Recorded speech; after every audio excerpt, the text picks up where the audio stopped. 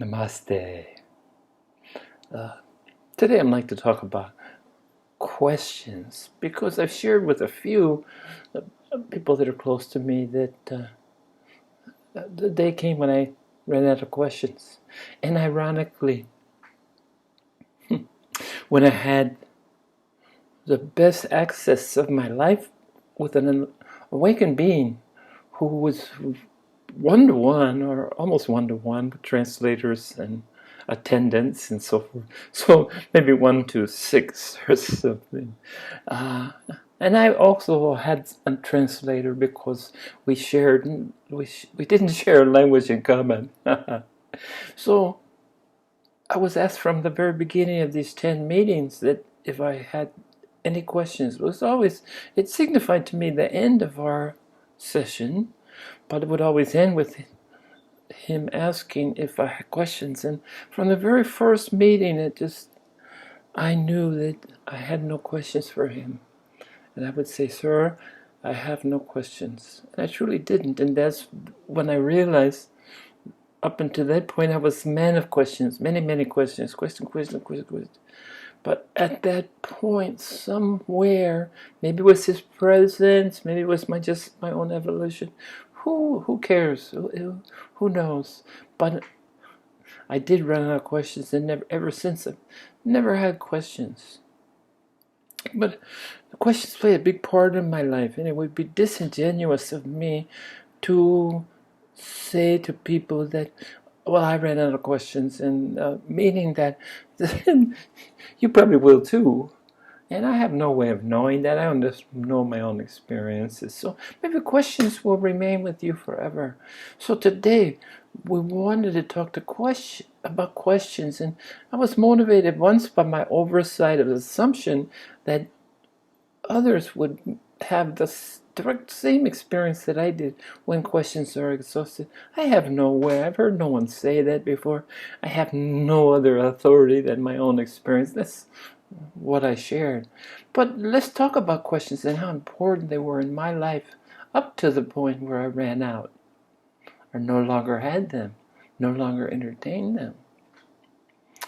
So this group called Children of Light, who I have no idea, I just saw this somewhere and I just appropriated it, but I want to give them credit, whoever they may be. Sometimes answers come to you in ways that only you can understand. That is why it is important to have a clear mind to receive and understand the message. I couldn't have said it better, and that's why I borrowed it.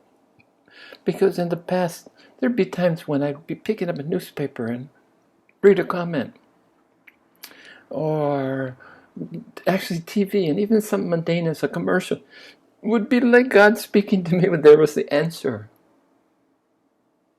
The answer, I never knew who was my source.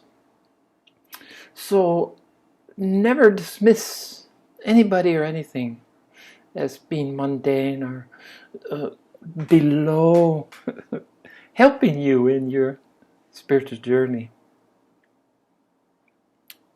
So in that spirit, I'd like to talk about questions, and I'm going to be reading as best I can. I spent time putting this together, and it's kind of a mishmash of my own thoughts and other people's thoughts and editing, and I won't be able to, except for very famous people, I won't be able to really give credit where credit due. But thank you, and I use this in the most pure of spirits and intentions.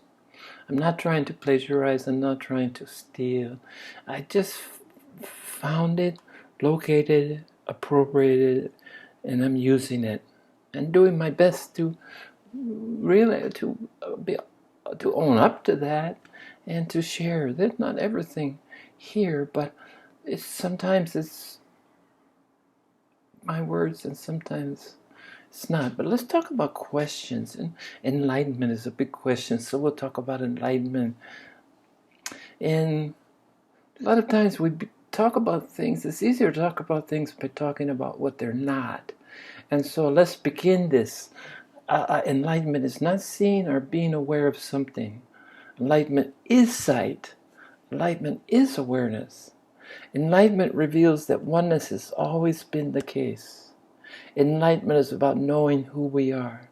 Enlightenment experiences everything, not by separating itself from it and observing it, but by being it. Now, I have to say that my process, jhana yoga, the intellectual, the weighing of, the transformation of ideas and information into knowledge, into eventually wisdom, was my process. So I was always an observer. I've always been an observer.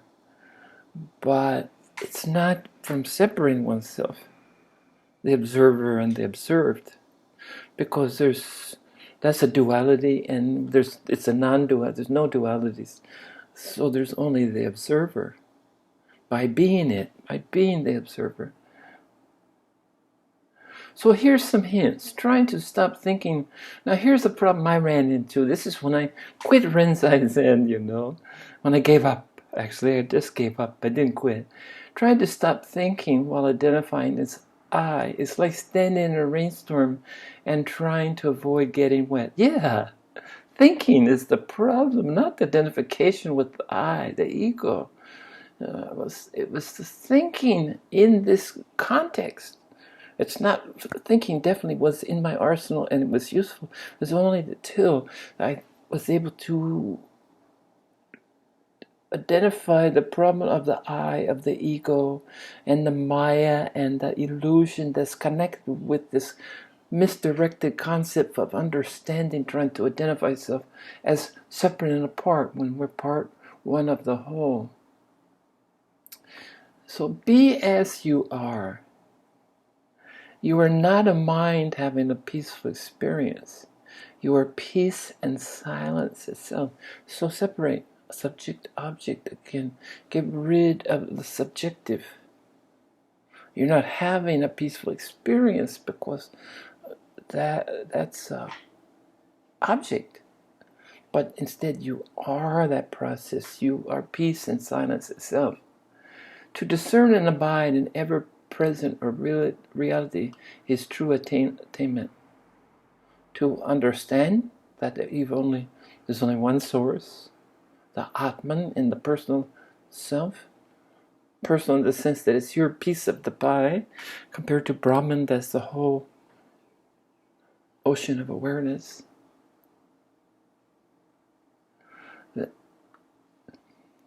To discern and abide in ever-present reality is the true attainment. All other attainments are like powers enjoyed in a dream. Now, Sri Ramakrishna, one of my favorites, Sri Rama Maharishi, and I have to squint. He says, to remind you, you are perfect, so abandon this idea of imperfection. There is nothing to be destroyed. Ego is not a real thing. It is the mind which makes the effort, and the mind is not real. It's it's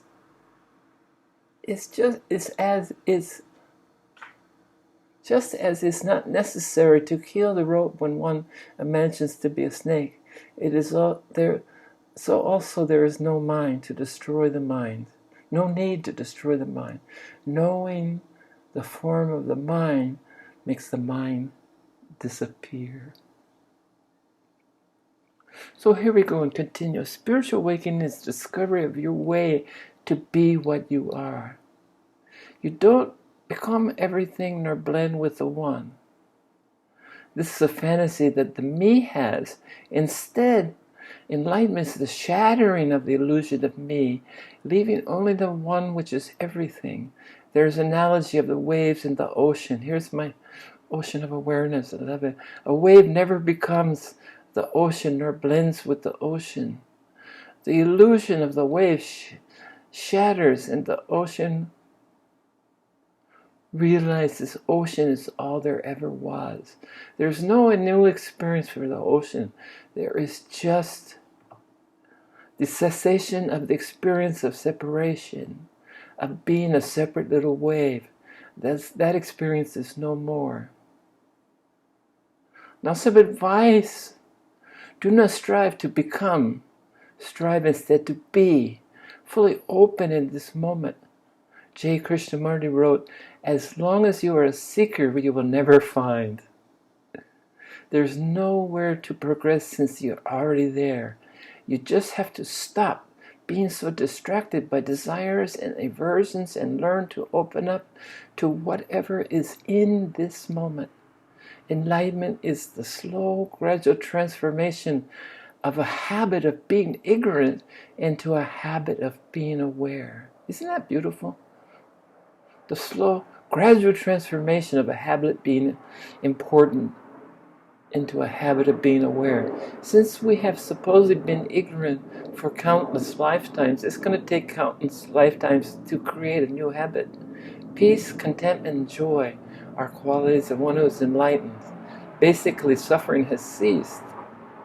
They likely would continue to do whatever they liked to do before enlightenment, because that is what the body-mind likes to do. So, what do you do after enlightenment? The same things, with a different, coming from a different perspective, a different space, a different realization, a different acceptance is a better word. But you continue what you like to do. And here's a question: what should you do if you know you're enlightened? Because the day will come when there's no doubt about it. There's no look for validation, searching for someone to tell you, to say, you don't need anyone to tell you, no.